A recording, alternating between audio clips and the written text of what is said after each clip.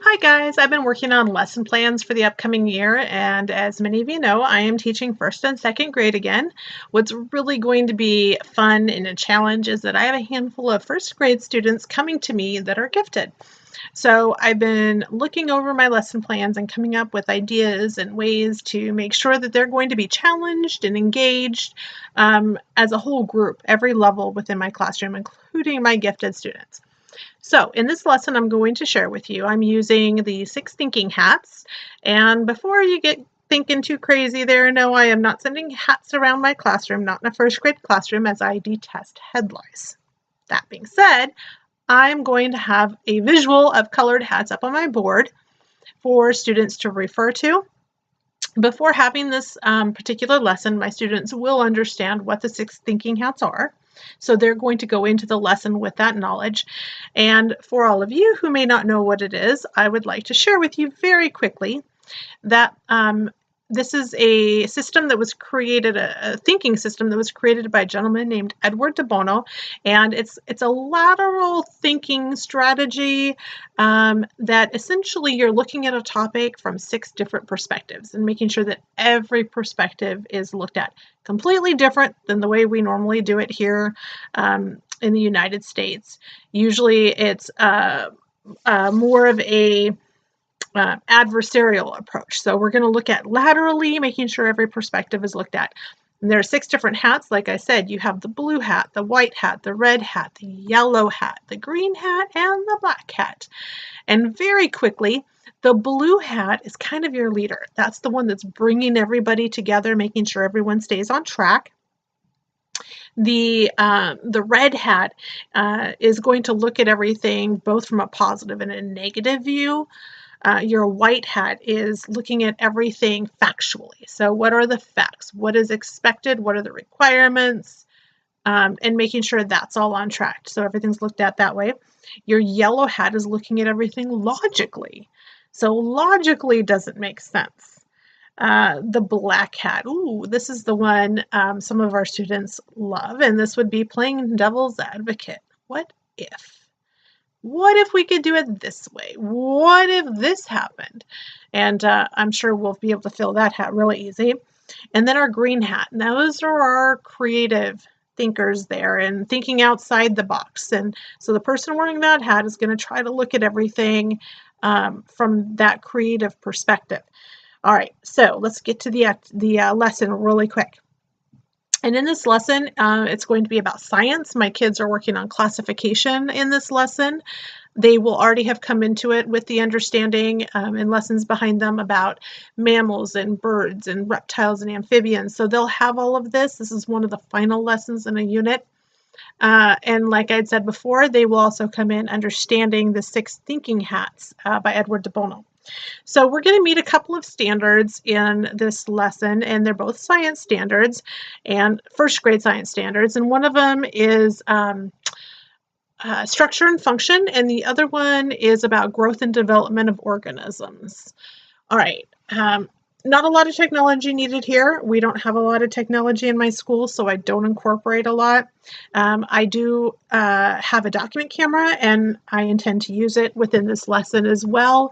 If you don't have a document camera, your kids can just hold up the work when they're finished. So I'll get to that in a minute.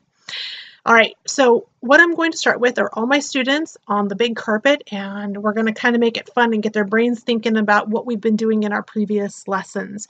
So I'm going to throw out to them a little riddle like, I have fur, I give birth to live babies, and I breathe oxygen with my lungs. What am I? So they're going to say, I'm a mammal. And I'm going to keep doing this with a few different ones just to kind of get them back in that groove and in that train of thought. Like I said, they should already have all this. So this is just about having fun and getting them re-engaged in it. And so then we're going to talk about how, we've talked about a lot of different animals and their classifications. And today they're going to be in groups to create their own creature. Not one that's real. They're going to make up one all on their own.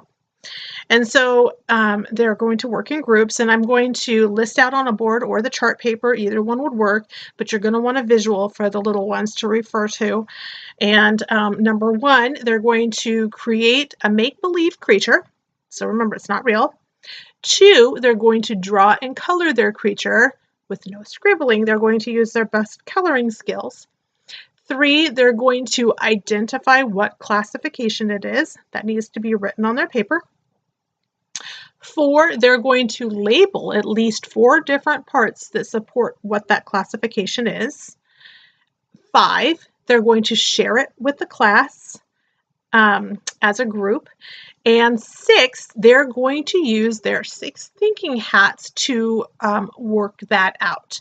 So working as a team from the 6 different perspectives, they're going to formulate this new mythical creature that they're coming up with.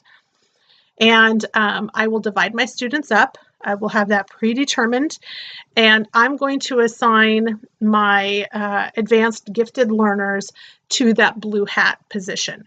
That's going to give them a great opportunity to use many skills at the same time, which is a little higher demand thinking. They're going to have to keep track of what all the other hats are doing and make sure that they're staying on track, use leadership abilities. I think it's going to be a great strategy for kind of pushing them in many different ways.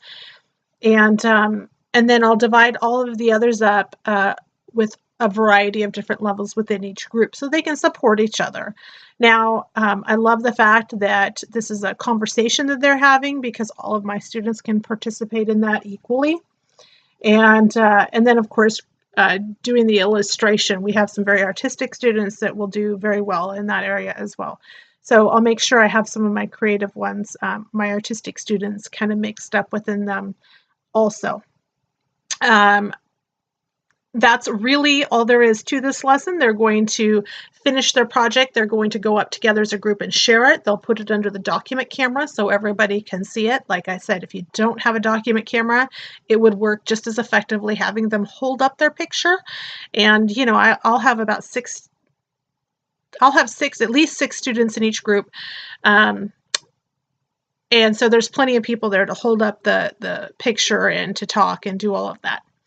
So evaluating them, I'm going to go around and make sure that I hear every single student addressing the creature they're coming up with and verbalizing their perspective under their hat. And if they're off task a little bit, I'll get them back on. If they're really not looking at it from their perspective, I'll coach them and help them on it. There's no right or wrong in this as long as they're putting forth the effort. That's what this part is all about. But then we're also going to have a rubric. And let me see if I can get this up there. It's a pretty simple rubric. I'm not sure I can do it. There we go. There's my rubric. All right, I'll read it to you. So I'm just going to be looking at, are they contributing to the group from their perspective or hat like I talked about? That's worth up to 6 points. Creativity of the creature, it is a group effort, but how creative was it? Is the creature drawn neatly? Did they really put forth the effort or did they scribble? The coloring must be neat. No scribbling. We don't scribble in first grade. Did they identify the classification of the animal? Did they label at least 4 different parts of the animal? And then the presentation to the class. Each of those are worth 6 points each for a total of 42 points.